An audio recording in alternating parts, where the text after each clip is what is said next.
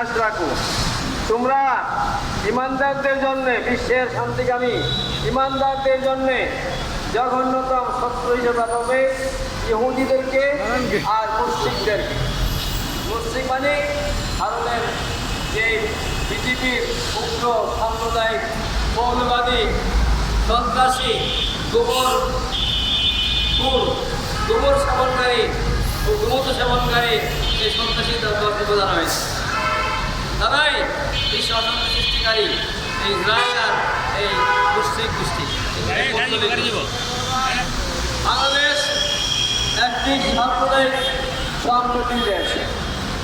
বাংলাদেশে সাম্প্রদায়িক সম্প্রীতি বিরাজমান বহু বছর ধরে না।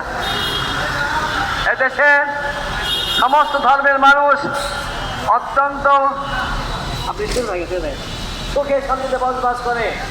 মায়ের কোলে যেমন শিশু বাস করে, এদেশে সংখ্যালঘুরা তেমনিভাবে আরামে শান্তিতে বসবাস করে। এই বাংলাদেশ সাম্প্রদায়িক সম্পদের এক উজ্জ্বল দৃষ্টান্ত। আর পুরানার ভারত, পৃথিবীর শাসিত প্রভাবিত ভারত হচ্ছে পৃথিবীর সবচেয়ে সন্ত্রাসী রাষ্ট্রের মধ্যে দ্বিতীয় সন্ত্রাসী রাষ্ট্র। ইসরায়েল একটি সন্ত্রাসী রাষ্ট্র, আর ভারতের বিজেপি সরকার সন্ত্রাসী দল। এই ভারতের জনগণ আমাদের শত্রু নয়। ভারতের যে বর্তমান বিজেপি সরকার, তারা হচ্ছে মানবতার শত্রু, তারা দেশের জাতির শত্রু, মানব জাতির শত্রু। বন্ধুরা আমার, ভারতের পৃথিবীর উগ্র সাম্প্রদায়িক মৌলবাদী গোষ্ঠী, সন্ত্রাসী গোষ্ঠী, গোবর ও প্রস্রাবখোর গোষ্ঠী মসজিদ মাদ্রাসা ধ্বংস করছে। এই ধর্মান্ধ গোষ্ঠী, এই ধর্ম ব্যবসায়ী গোষ্ঠী সন্ত্রাসীরা ভারতের মসজিদ মাদ্রাসাগুলো ধ্বংস করছে। এই সংখ্যালঘুদের বিভিন্ন স্থান ধ্বংস করছে, সংখ্যালঘুদেরকে অত্যাচার করছে,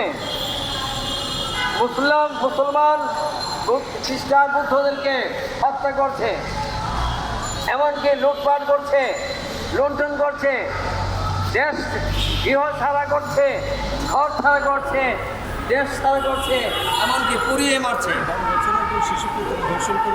এবং ইদানিং একটা শিশুকে, একটা মেয়েকে 24 পরগনার